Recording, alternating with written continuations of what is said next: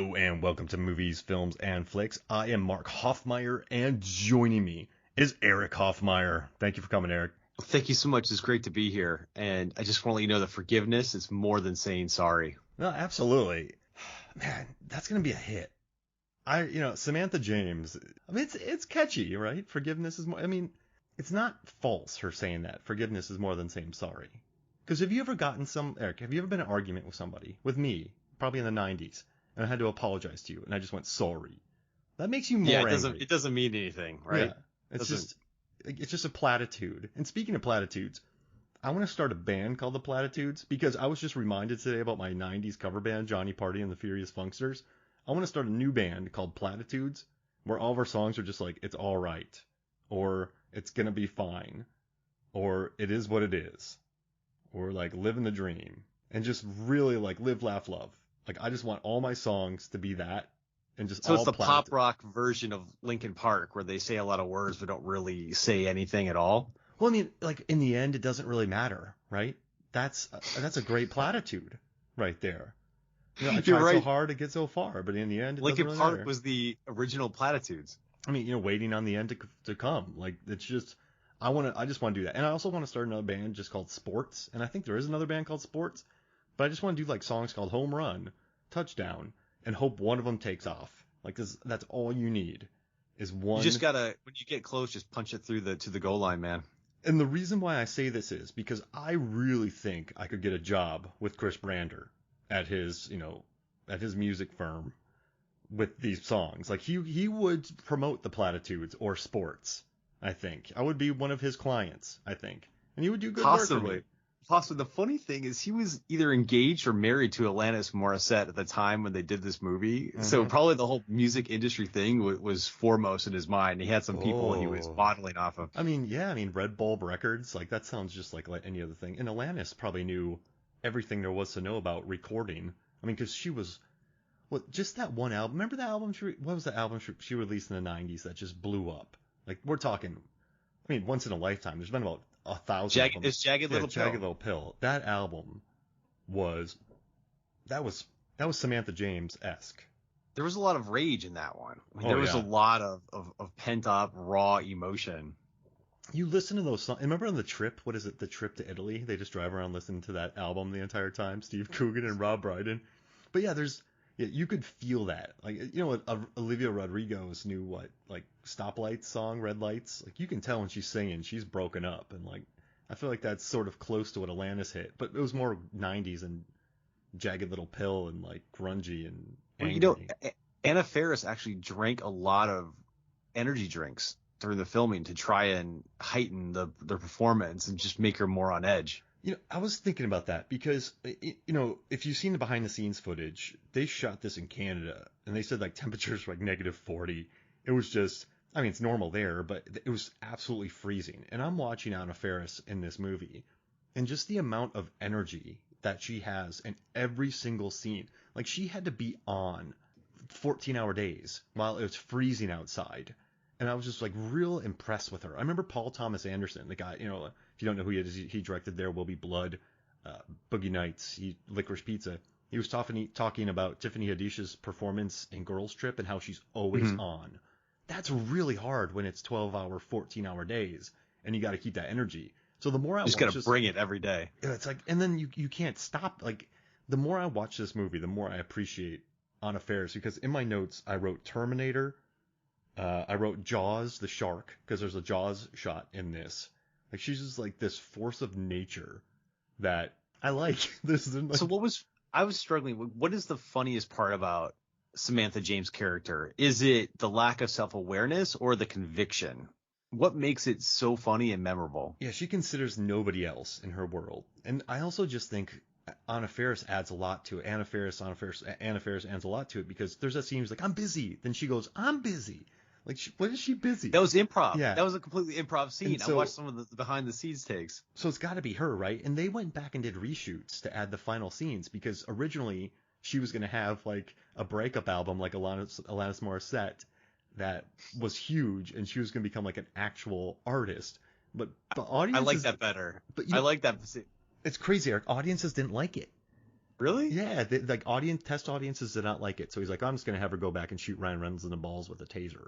Like she was, and he's also like, this movie took place over 2 days. He said she's not gonna have a character arc in 2 days.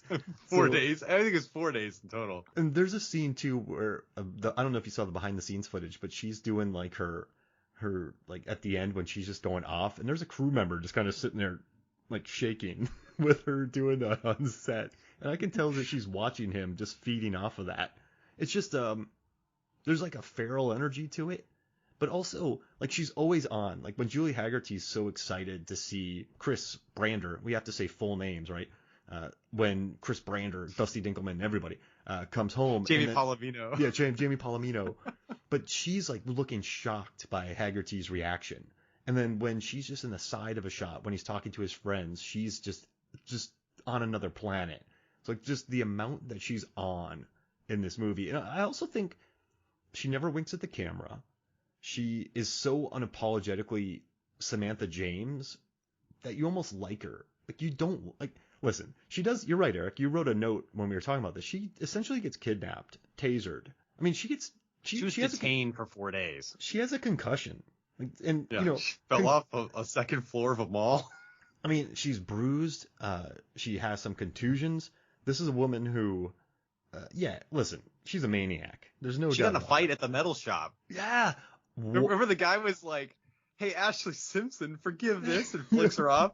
Then she just loses it. Yeah, she pounds a guy's head into the ground. I mean, she's getting dragged. So she's concussed. One. Then that bar fight happens. She gets concussed again. Then she fights Amy Smart. There's a lack of sleep.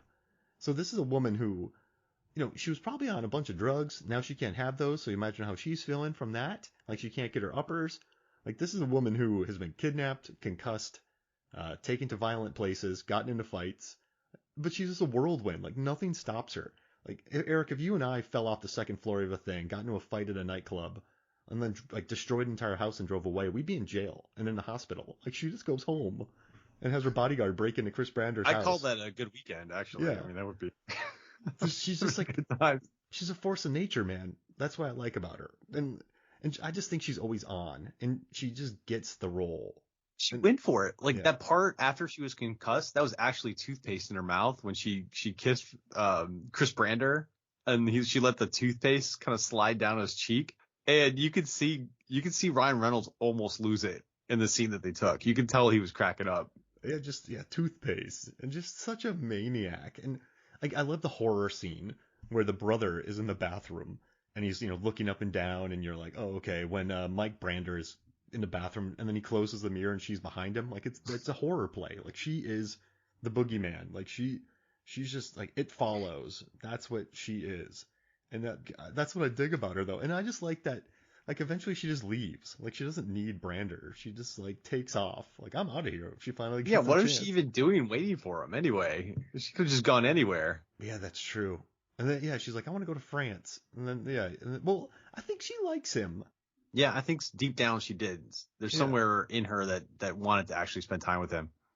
Man, she does get kidnapped and concussed and beaten over those. They talked about a sequel. There's talks about a sequel featuring her or a spinoff. But Bruno came out around the same time, and they had similar storylines, like the musical with Bono and all the other artists at the end of Bruno. Well, like that was kind of what they were thinking about with Samantha James, because she actually mentioned Bono and like swinging by his house.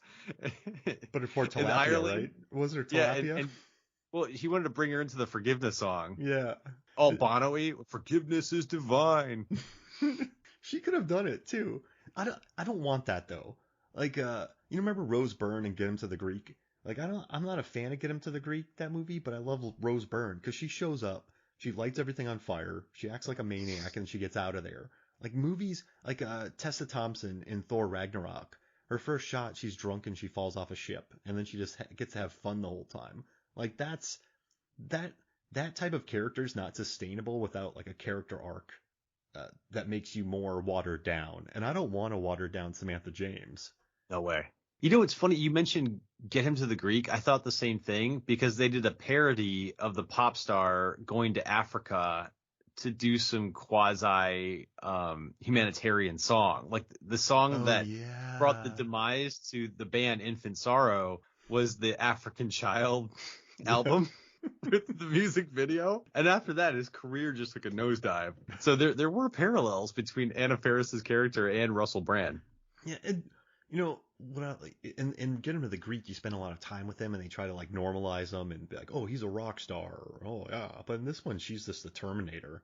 Like, I don't want any, like, the amount of pain she takes, and then she's fine. Like, I love it. And also too, Amy Smart the more I watch this, the more it made me realize that I love it when Amy Smart freaks out in movies. Remember in Rat Race when she's like, and trashing her boyfriend's house in the helicopter? Do you remember that? Yeah, she lost it. And then you know why I like that is because I think her standard character is, I call it effortlessly cool.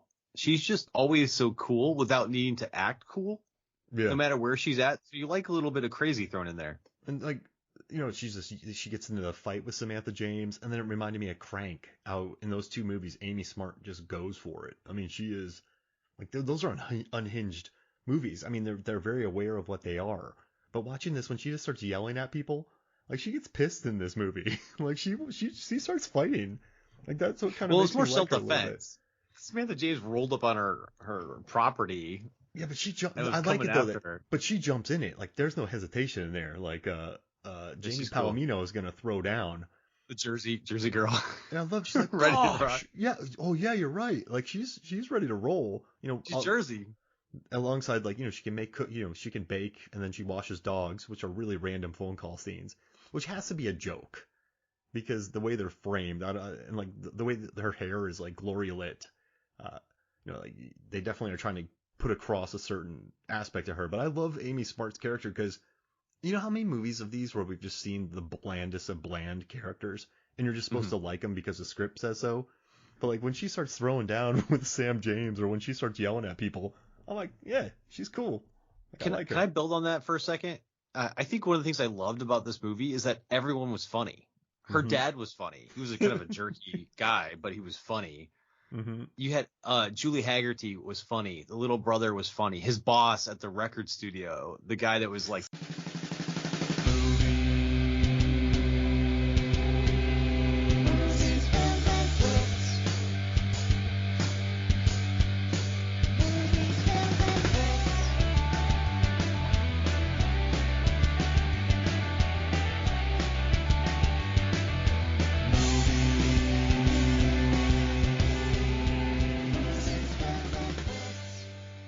These pants make you look fat? Yeah. Hell no. Yeah. Daddy wants a fish. Yeah. But everyone was funny in this movie. And that's you don't get that often. Even the romantic rival, Chris Klein, was funny. Oh man, Dusty Dinkelman. He's just Dusty Dinkelman. Like, what I like about Chris Klein. I think you read the same interview. The AV Club interviewed the director and the writer. So they interviewed Roger Kumble and Adam Tex Davis.